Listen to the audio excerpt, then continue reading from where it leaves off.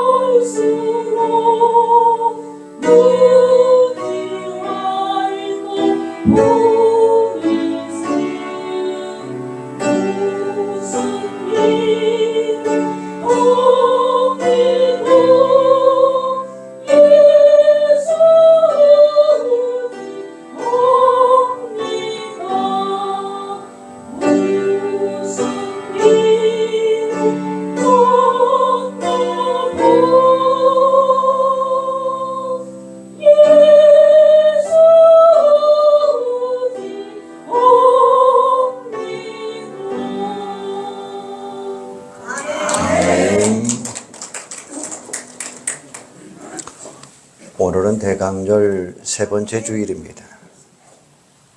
대강절은 이미 말씀드린 것처럼 성탄절 4주 동안의 말씀을 의미하고 있죠. 촛불을 하나씩 밝히면서 예수님을 간절히 소망하며 기다리는 절기가 대림절입니다. 그래서 대림절은 기다림의 절기다 이렇게 말하고 있어요. 그러면 우리가 왜 기다려야 됩니까? 왜 우리에게 대강절이 필요합니까? 올해도 예수님이 준비하고 기다리는 사람들에게 예수님은 찾아오신다는 거예요. 예수님은 아무에게나 찾아오지 않아요. 예수는 준비된 자들에게 찾아오신다는 거예요. 베데스다 연못가에 많은 환자들이 있었습니다.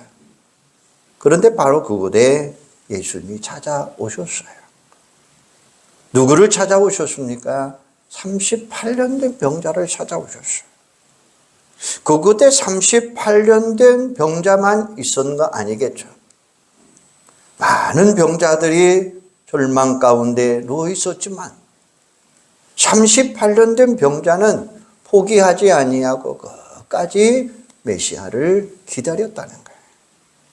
결국에는 예수님이 찾아오셔서 병곤침 받는 은혜를 베풀어 주셨습니다. 오늘 우리 중에도 우연히 예수를 만난 사람, 실수로 예수를 만난 사람, 모든 사람들이 다 예수를 만나기 위해서 왔어요. 우리는 예수님의 오심을 기다리는 자들이에요. 우리가 대림절에 예수님을 맞이할 준비를 잘함으로 예수 만나는 여러분들이 되기를 주님의 이름으로 축원합니다. 성탄절은 2000년 전에 일어난 일위성 사건이 아니에요. 성탄절은 2000년 전에 성탄절을 회고하고 있는 절기가 아니에요. 성탄절은 작년에도 올해도 내년에도 다시 오실 예수님을 새롭게 경험하는 게 성탄절이에요. 올해도 예수님은 우리에게 반드시 찾아오십니다. 오셔서 어떤 일을 하실까요? 이사야 61장 1절 말씀에 보면 마음이 상한 자를 고쳐주겠다 이렇게 말씀하고 계셔요. 사람들이 사는 세상은 어쩔 수 없는가 봅니다. 이사야서는 지금으로부터 2700년 전에 기록이 되었습니다. 그런데 그때도 지금까지 마음 아파 상처 입고 고통받고 살아가는 사람들 참으로 많이 있었어요. 그래서 예수님이 이 땅에 메시아로 오셔서 가장 먼저 하신 일은 마음이 상한 자를 고쳐주셨다라는 것이죠. 아닌 게 아니라 이사야 1장 5절 말씀에 보면 당시에 고통받는 자들을 이렇게 표현해 놓았습니다. 너희가 어찌하여 매를 더 맞으려고 폐역을 거듭하느냐? 온 머리는 병들었고 온 마음은 피곤하였으며 발바닥에서 머리까지 성한 곳이 없이 상한 것과 터진 것과 새로 맞은 흔적뿐이거늘 그것을 짜며 싸매며 기름으로 부드럽게 함을 받지 못하였도다 이렇게 말해요. 이것이 어떻게 2000년 전에 예수님 시대 또 2700년 전에 이사야 시대에만 해당되겠느냐라는 거예요. 오늘 여러분들이 살아가는 삶의 현실도 마찬가지죠. 우리들 중에 멀쩡한 사람이 과연 있을까요? 성경에서 표현하고 있는 그 모습이 오늘 우리들의 모습이고 오늘 상처받고 있는 사람들의 모습입니다. 우리들 중에 마음의 아픔과 상처 없이 살아가는 사람 아무도 없습니다. 겉모습만 멀쩡하지 속은 새까맣게 타버렸습니다. 지금도 속으로는 다 아파하고 눈물을 흘리며 고통받고 있는 사람. 한 커플만 벗겨내 보면 어떤 것으로도 치유할 수 없을 정도로 깊은 상처 속에 살아가는 사람들. 남편 때문에, 아내 때문에, 부모와 자식 때문에, 성도들 때문에, 심지어는 목회자들 때문에 우리는 날마다 눈물을 흘리며 살아가고 있습니다. 그런데 예수님이 오시면 그 마음의 상처를 다 치유해 주시겠다고 말씀하고 계셔요. 이사야에서 보면 그는 상한 갈대를 꺾지 아니하시고 꺼져가는 심지를 끄지 아니하시겠다라고 말씀해요. 갈대는 황무지에서 자라는 잡초입니다. 쓸모도 없는데 그것을 상한 갈대다라고 했습니다. 쓸모가 전혀 없는 갈대.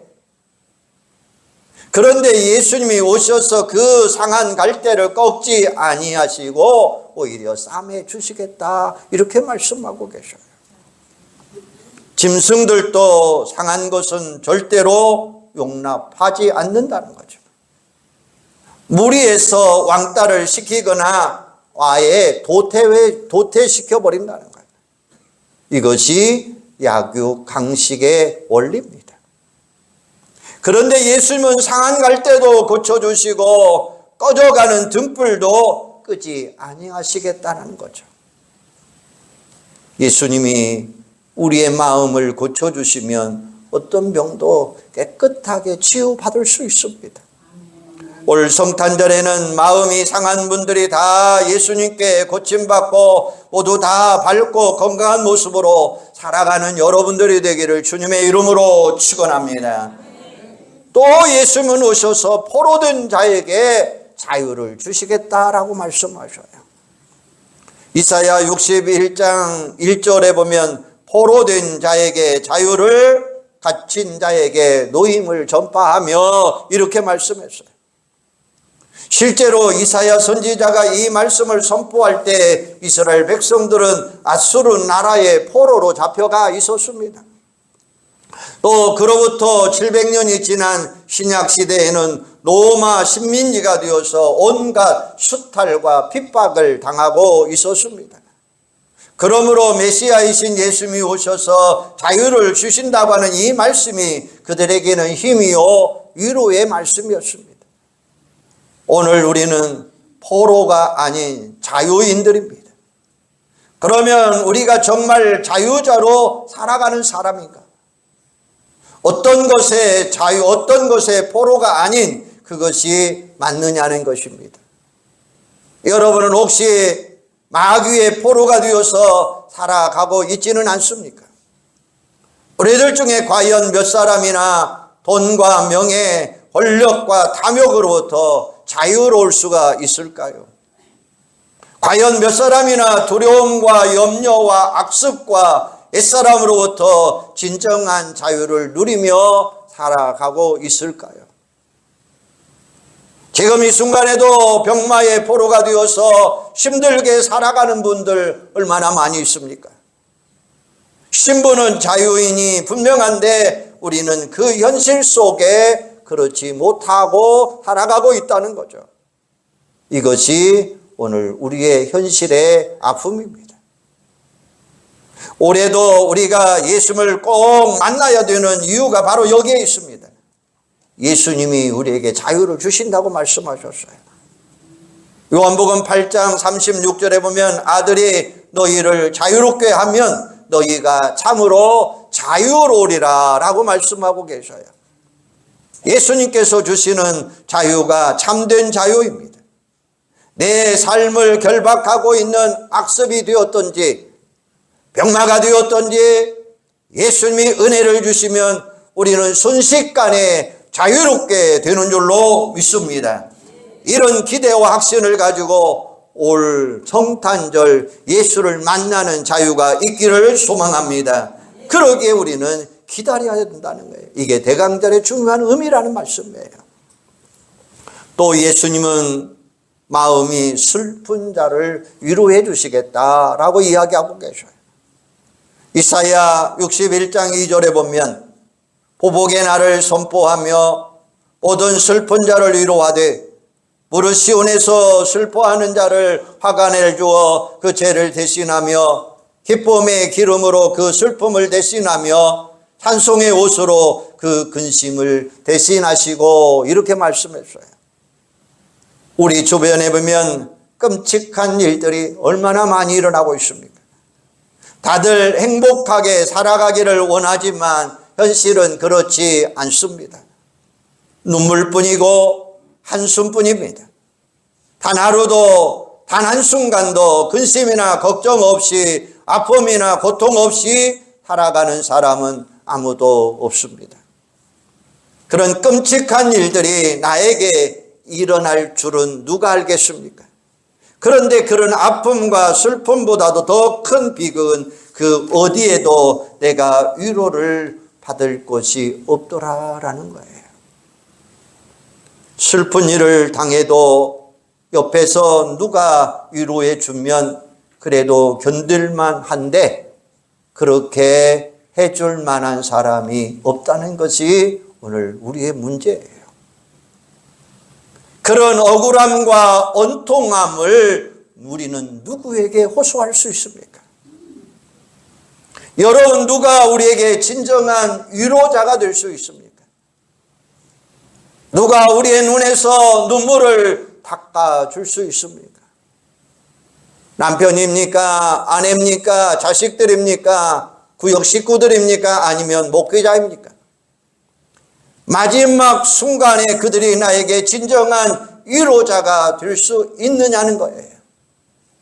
오히려 그들이 나를 힘들게 하고 슬프게 하고 외롭게 하고 마음을 아프게 하는 장보인들이 되지는 않습니까? 어느 누구도 나에게 진정한 위로자는 없다는 것입니다. 오늘 나의 진정한 위로자가 누구입니까? 오직 우리 예수님만이 나의 위로자가 되시는 줄로 믿습니다. 오직 예수님만이 우리의 아픔과 슬픔을 어루만져 주실 줄로 믿습니다. 성경은 예수님이 오시면 모든 슬픔과 위로를 기쁨과 찬송으로 바꾸어 주시겠다, 이렇게 말씀하고 계셔요. 정말 맞는 말이죠. 우리가 예수 만나면 웃을 수 있습니다. 우리가 예수 만나면 행복해질 수 있습니다. 이런 중요한 사실을 여러분들은 확실하게 믿으시기를 바랍니다. 올해도 성찬도를 기다리면서 예수님을 맞이할 준비를 지혜롭게 나가는 여러분들이 되기를 주님의 이름으로 축원합니다. 신학의 거장인 볼트만은 나는 소망한다, 고로 나는 존재한다, 이런 말을 했어요. 우리 삶 속에서 희망을 빼버리면 절망만 남게 됩니다. 이런 점에서 꿈과 희망 그리고 기다림은 어느 것보다도 강하고 아름답고 가치가 있더라라는 것입니다. 우리는 오늘보다 내일이 더 기쁘고 행복한 날이 될 거라는 기대를 가지고 살아가야 됩니다. 아무리 현실이 어렵고 아무리 어려워도 내일에 대한 꿈과 희망 얼마든지 기다리며 살아갈 수 있다고 하는 사실이에요. 한번 따라서 해주시기 바랍니다. 기다림은 희망이요 꿈입니다. 기다림은 우리를 성숙하게 하고 풍요롭게 해줍니다. 기다림은 현실을 뛰어넘습니다. 기다림은 내일을 향해 나가는 힘이 됩니다. 바로 이런 점에서 기다리는 참으로 지혜로운 사람이라는 거예요. 오늘 본문에 보면 평생 소망을 가지고 기다리는 사람이 있는데 그 사람은 시몬이라고 하는 사람입니다. 시몬의 이름은 하나님이 들으셨다라는 뜻이에요. 시몬은 평생 동안 메시아를 기다렸습니다. 예수님을 보기 전에는 나는 절대로 죽지 않겠다고 하는 확신을 가지고 살았습니다. 결국 아기 예수님을 품에 안고 기뻐하며 감사하며 찬송을 불렀어요. 비록 나이가 들었지만 정말 아름다운 모습, 오늘 우리에게 보여주는 모습이에요. 그의 마음에는 기쁨과 평안이 충만했습니다. 그의 입술에는 찬송이 넘쳤고 축복이 있었습니다. 그의 얼굴에는 천사의 미소가 가득 차 있었습니다. 어쩌면 세상에서 가장 아름다운 모습을 오늘 우리들에게 보여주고 있는 모습이죠. 오늘 여러분 마지막 시몬처럼 은혜와 평강이 여러분의 입술에 찬송이 넘치기를 주님의 이름으로 축원합니다. 그러면 시몬이 어떻게 이렇게 행복한 삶을 살아갈 수 있었나요? 그 비결이 오늘 본문에서 소개되고 있습니다. 그 첫째는 시몬은 의롭고 경건한 사람이었더라라는 거예요. 25절에 보면 이 사람은 의롭고 경건하여, 여기에서 의롭다고 하는 이야기는 하나님과 올바른 관계를 맺으며라는 말씀이에요. 우리는 스스로 하나님의 의를 만족시킬 수가 없습니다. 하나님의 의가 예수를 통해서 우리에게 주어지는데 이것이 바로 칭의다라고 이야기합니다. 하나님의 의가 우리를 의롭다고 인정해 주시는 은혜를 의미하는 겁니다. 하나님께서 바울을 통해서 로마서에 보면 이런 말씀이 있습니다. 의인은 없나니 하나도 없으며 깨닫는 자도 없고 하나님을 찾는 자도 없고 산을 향하는 자도 없다니 하나도 없도다. 그들의 목구멍은 열린 무덤이요 그 혀로는 속임을 일삼으며 그 입술에는 독사의 독이 있고 그 입에는 저주와 악독이 가득하고 그 발은 피를 흘리는데 빠른지라 파멸과 고생이 그 길에 있어 평강의 길을 알지 못하였고 그들의 눈앞에는 하나님의 두려움이 없느니라. 이렇게 말씀해요. 이것이 하나님을 모르는 사람들의 모습입니다. 이들은 아무리 노력하고 애를 써도 의인의 길은 절대로 걸어갈 수 없어요.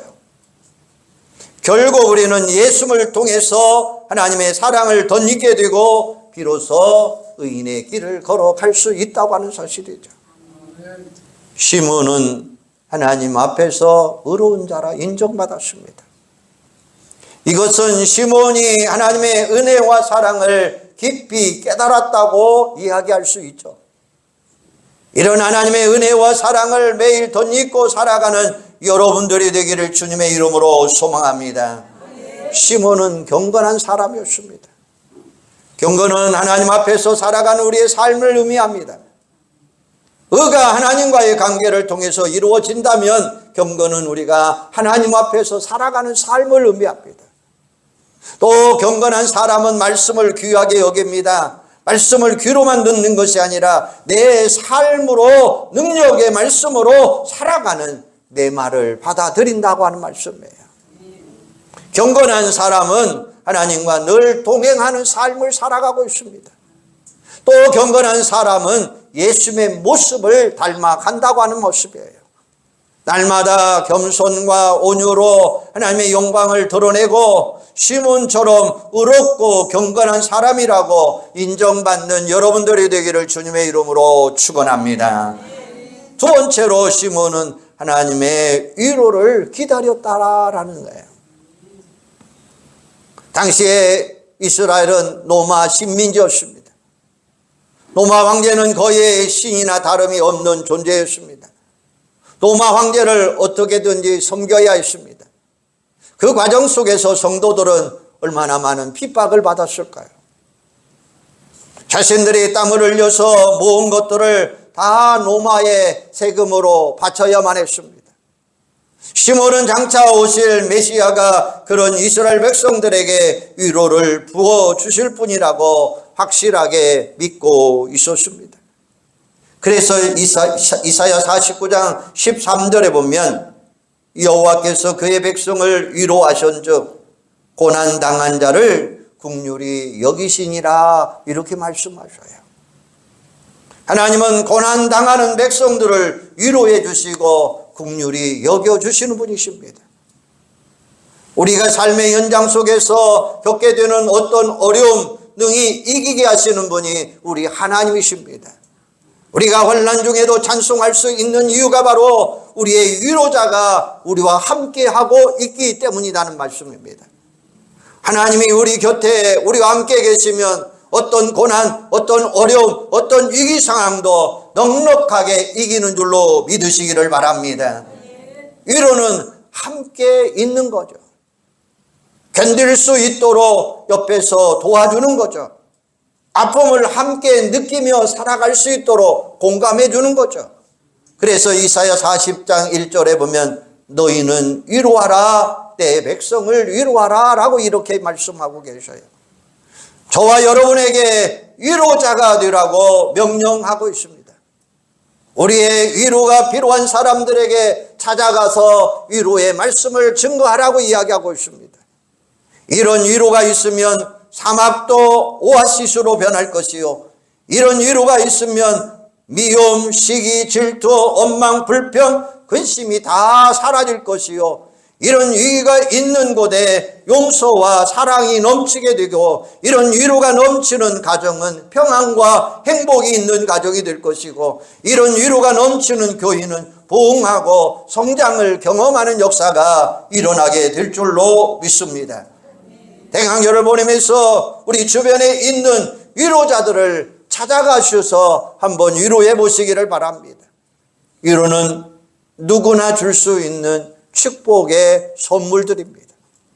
시몬은 위로가 필요한 시대에 참된 위로자가 되시는 우리 예수를 기다렸습니다. 그렇게 기다린 결과가 무엇이었습니까? 아기 예수를 품에 안으시고 영광과 찬송을 들리는 가장 행복한 사람의 모습이었습니다. 우리 모두 상처 있는 치유자로서 다른 사람들에게 따뜻한 위로를 전할 수 있는 축복의 성도들이 되기를 주님의 이름으로 축원합니다. 세 번째는 시몬은 성령으로 충만한 사람이었습니다. 25절 마지막 부분에 보면 성령이 그 위에 계시더라. 성령이 함께하는 사람은 반드시 성령의 인도함을 받을 수 있는 거예요. 26절 그가 주의 그리스도를 보기 전에는 죽지 아니라 하는 성령의 지시함을 받았더니 이렇게 말해요. 시몬은 성령의 지시를 받은 사람. 27절에 보면 성령의 감동으로 성전에 들어가매 성령으로 말미암아 그가 순종할 수 있게 되었다는 거죠. 대부분 나이가 들면 자신의 경험을 앞세우게 됩니다.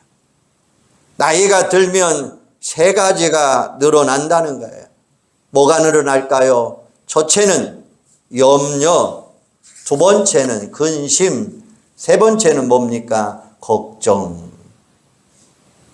노후에 대한 걱정, 건강에 대한 염려, 자식들에 대한 걱정, 이런 걱정 저런 걱정들이 많다 보니까 늙어가게 되더라라고 이야기한다는 거예요. 또 나이가 들면 하나가 세워지는 게 있어요. 뭡니까? 고집이 세집니다. 자존심이 강해집니다. 남에게 지는 것을 가장 싫어합니다. 그래서 뭐든 내 주장대로 하고 싶은 대로 또 하려고 합니다. 나이가 들면 들수록 욕심이 많아집니다. 손에 뭔가를 쥐고 있어야만 안심합니다. 그래서 모든 것을 가능하면 내 것으로 만들려고 노력한다는 것입니다. 그런데 시몬은 나이가 들수록 의롭고 경건한 사람이었습니다. 나이가 들수록 하나님의 위로를 기다리는 겸손한 사람이었습니다. 그렇게 할 수 있는 비결이 뭐냐? 바로 성령의 인도하심을 받을 수 있었더라라는 거예요. 성령 충만한 사람은 하나님을 바라봅니다. 육신의 삶에 매이지 않습니다. 하나님이 주신 꿈을 바라보며 살아갑니다. 사도행전 2장 17절에 보면 성령이 임할 때 어떤 일이 일어났습니까?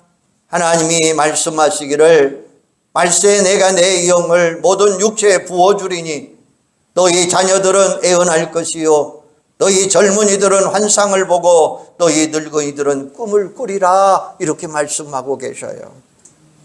성령이 임하면 자녀들이 예언하고 젊은이들이 환상을 보고 노인들이 꿈을 꾼다고 말하고 있어요. 성령으로 충만해지면 나이와는 상관없이 꿈을 꾼다는 거예요. 시몬의 꿈이 무엇이었습니까? 예수님 보기 전에는 절대로 죽지 아니하리라 라고 이야기합니다. 그 한 가지 소망으로 자신의 모든 삶을 채워나갔죠. 그리고 결국에는 성전에서 예수님을 만나게 됩니다. 그 순간이 시몬에게는 인생 최고의 순간이었을 것입니다. 평생 기다려온 자신의 꿈이 그대로 이루어지는 순간, 그 감격이 무엇이었습니까? 29절에 보면 주제여 이제는 말씀하신 대로 종을 평안히 놓아 주시옵소서라고 이야기하죠. 이제는 죽어도 여한이 없다라는 고백이죠. 시몬은 예수님을 품에 안는 감격을 맛보면서 30절에 보면 내 눈이 주의 구원을 보았사오니 이제는 만인 앞에 예비하신 것이요 이방을 비추는 빛이요 주의 백성 이스라엘의 영광이다 라고 이야기하며 감사의 찬양을 올려드리고 있습니다. 여러분, 세상 살면서 나를 통해서 하나님의 약속이 이루어진 것을 보면서 눈을 감는 그런 축복이 있기를 소망합니다. 바로 시몬이 그런 은혜를 누리며 살았어요. 얼마나 놀라운 축복입니까? 오늘 우리에게 중요한 것은 성령님께서 우리 마음에 감동을 주실 때 즉각적으로 순종하는 여러분들 되세요. 그렇게 할 때 오늘 우리도 시몬처럼 예수님을 만나게 될 것이고, 우리가 행복한 삶을 살기 위해서는 오늘 시몬처럼 항상 의롭고 경건한 삶을 살아가시기를 바랍니다. 하나님의 위로를 기다리며 살아가세요. 그리고 성령의 인도함을 받으면서 살아가세요. 이게 바로 우리의 기다림을 더욱 행복하게 만들어가는 비결이라는 것입니다. 여러분은 지금 무엇을 기다리고 있습니까? 이미 지나가 버린 과거의 추억을 붙잡고 시간 낭비하지 마세요. 우리에게 찾아오셔서 새로운 꿈과 희망을 부어주시는 우리 예수님을 바라보시면서 살아가시기를 바랍니다. 예수님을 진심으로 기다리시기를 바랍니다. 우리 모두가 대강절을 보내면서 오늘 시몬처럼 예수님을 만나시기를 바랍니다. 그리고 기쁨과 감사와 찬양이 넘치는 여러분들이 꼭 되시기를 주님의 이름으로 축원합니다. 기도하겠습니다. 하나님, 오늘 시몬을 통해서 다시 한번 생각하게 하여 주시옵소서. 시몬은 의롭고 경건한 사람이라고 했습니다. 시몬은 하나님의 위로를 기다리는 사람이라고 했습니다. 시몬은 성령으로 충만한 사람이라고 말씀하셨어요. 오늘 우리도 시몬처럼 예수님 만나는 기쁨이 있게 하여 주시옵소서. 시몬에게 예수님은 최고의 순간이었습니다. 항상 기다려온 그 꿈이 이루어지는 축복이었습니다. 오늘 우리도 하나님의 약속의 말씀이 이루어지는 것을 믿고 감사와 찬양과 영광을 올려드리는 감동이 있게 하여 주시옵소서. 시몬처럼 예수님 만나고 행복한 삶을 살고 의롭고 경건한 삶을 살고 위로하며 기다리며 하나님의 은혜 안에 거하는 저희들이 되도록 주여 도와 주시옵소서. 그래서 만남으로 말미암아 기쁨과 감사와 찬양이 넘치는 우리의 삶으로 이끌어 주시옵소서. 예수님의 이름으로 기도하옵나이다. 아멘.